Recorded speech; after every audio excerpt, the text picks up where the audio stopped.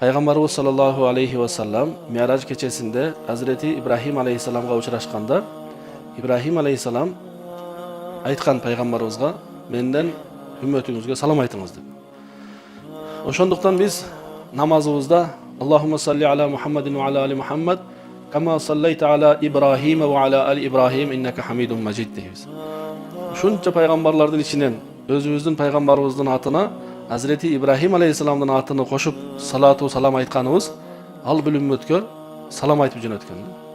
Anan aytkan ümmetіңizге aytыңыз beş bir öte tüşümdü, jakşı topraktуу jer деген. Anın kuruluşu bular bir adamın özünün ibadeti деген. Demek ahiretten de ülüş var adamın. Ahiretteki ülüşke siz muhtaçıraksız dedi. Sebebi her bir adam bu dünyada bir belgili vakit yaşaydı. Allah berekeli ömür versin. Kança bolgan bolsa çektelgen oşonça yaşaydı. Alemi beyişte tübölük yaşaydı. Tübölük degen söz aytılууda kıska bolgonu menen manisi öte tereňdi.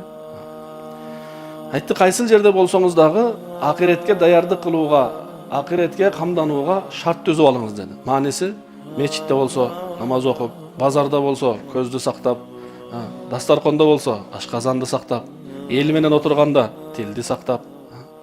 Kaysyl jerde bolsa dagı ahiret fikiri menen ahiretke kam körүү menen жүрüňüz dedi. Öte jakşı eki nerseni wasiýat aýtdy.